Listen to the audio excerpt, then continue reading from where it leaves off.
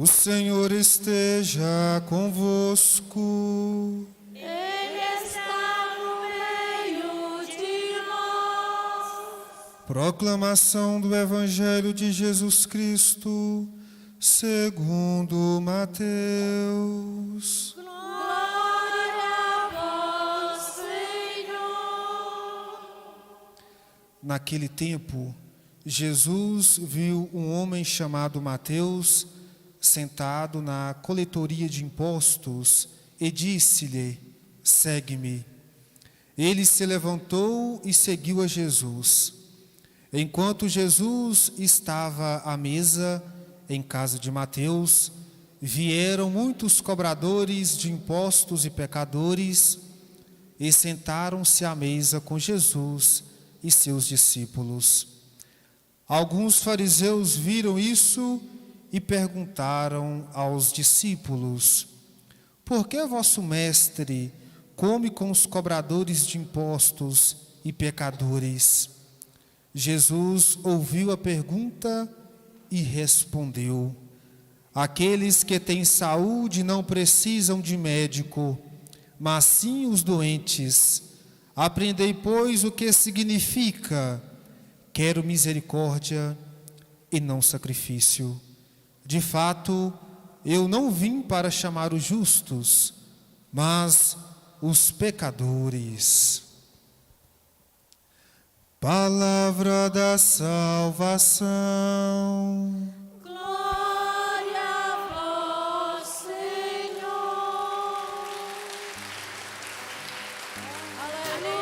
Aleluia, aleluia, aleluia, aleluia. Queridos irmãos e irmãs, presentes aqui na nossa igreja catedral, queridos irmãos e irmãs que rezam conosco, tanto pelo Facebook quanto pelo nosso canal no YouTube, que bom podermos juntos celebrar a Eucaristia, e na Eucaristia e celebrando a vida de santos e santas, que em suas vidas procuraram em tudo, mesmo com suas limitações e fragilidades, fazer a vontade de Deus. E fazer a vontade de Deus vão se tornando, para todos e cada um de nós, exemplo e modelo que deve ser seguido. Hoje a igreja nos convida a celebrar a festa do apóstolo São Mateus. E Mateus, esse apóstolo, ele não era alguém bem visto e bem quisto do seu tempo, porque ele tinha uma das funções ou uma das profissões mais ordinárias. Ele era cobrador de impostos, mas o ser cobrador de impostos não é o problema. A questão é que o cobrador de impostos trabalhava para o império, mas não tinha salário. O salário ele tirava exatamente daquilo que ele cobrava a mais dos impostos que o povo devia. Então por isso não eram bem vistos, porque talvez, bem vistos e bem quistos, porque talvez a pessoa tinha que pagar um valor tal, mas pagava 2, 3 vezes mais, para que aquele funcionário do império pudesse tirar o seu salário, o seu sustento. Então não era uma profissão, não era alguém bem quisto. Mas é interessante adentrar no Evangelho, porque Jesus, a ação para, ou o convite para a conversão, parte sempre de Jesus. O evangelista coloca que Jesus vê Mateus, vê. Ele vê. Mas não é um ver de qualquer jeito, mas um ver que ele consegue adentrar a intimidade de Mateus, e algo ele percebe em Mateus, porque ele vê.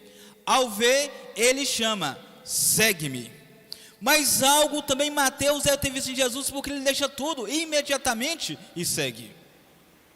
Algo Mateus viu na palavra ou do jeito que Jesus expressou o segue-me, porque ele deixa tudo. Mas não bastou deixar tudo, ele faz questão de acolher Jesus na sua casa.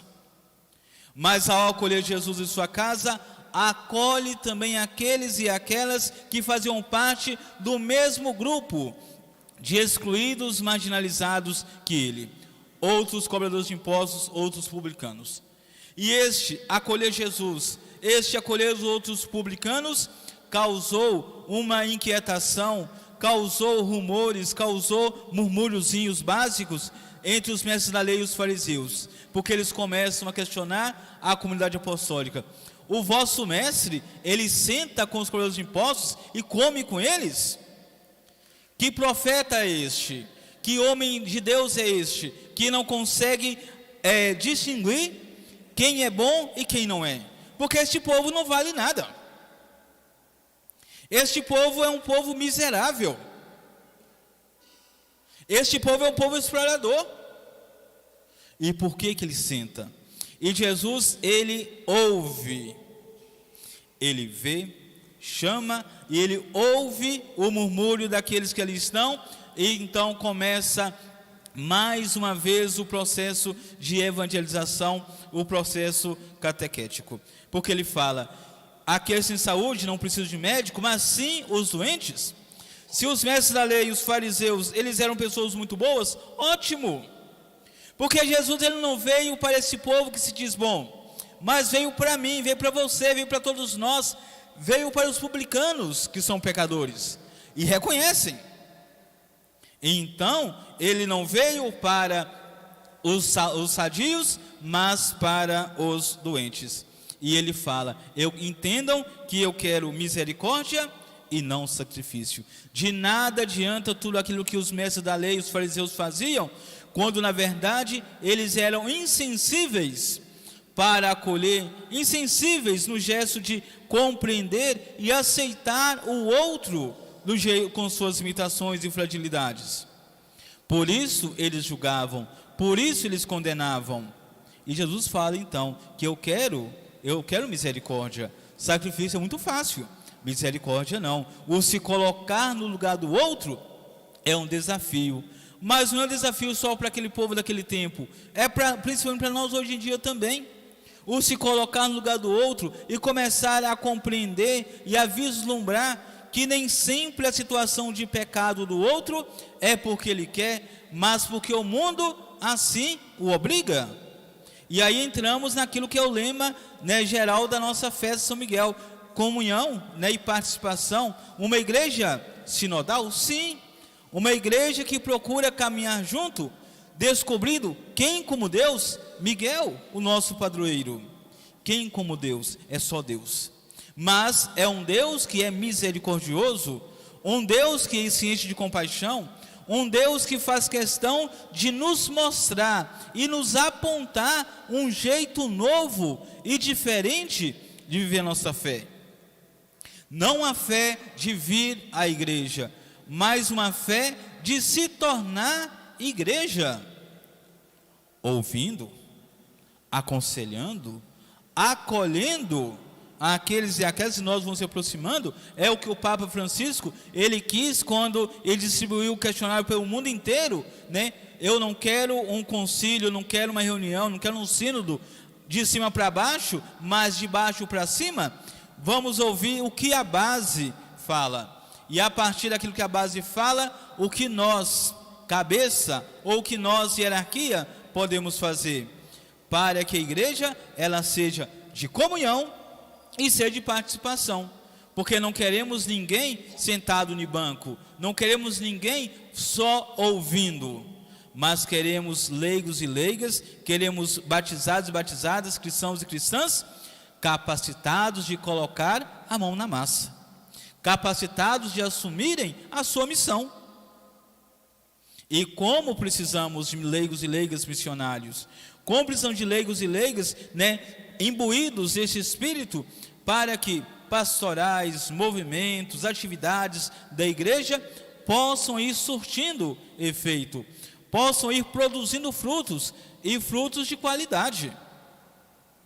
Frutos de qualidade. E precisamos, com essa mentalidade sinodal, vencer tudo aquilo que a pandemia acabou causando em nós, O medo, o receio, às vezes o se tornar acomodado.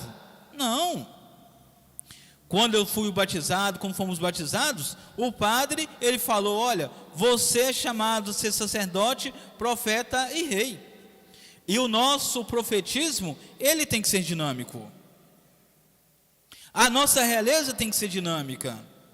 O nosso sacerdócio tem que ser dinâmico, de movimento. E um movimento que possa levar e possa remeter aqueles e aquelas que são próximos de nós a entender e a perceber a unidade, como fala Paulo na comunidade de Éfeso, na primeira leitura proclamada para nós. Quando Paulo exorta a comunidade de Éfeso a compreender a diversidade de membros, mas o mesmo corpo. A diversidade de dons, mas o mesmo Espírito, que age em tudo e age em todos. Logo, eu não posso me sentir alguém excluído ou alguém privilegiado diante de, mas sim todos, comprometidos diante de, todos comprometidos. E um comprometimento que tende a me levar a sair e a vencer as paredes da nossa igreja catedral e sair para a rua, sobre os morros, os bairros, os setores aqui da nossa cidade de Guanhães, e levar a boa nova do Senhor. Levar a boa nova do Senhor para aqueles que necessitam. E olha que eu falo com vocês, deve ter muita gente necessitada de ouvir a palavra de Deus. E pode falar comigo, Padre Walter, mas temos internet, temos muito meio de comunicação.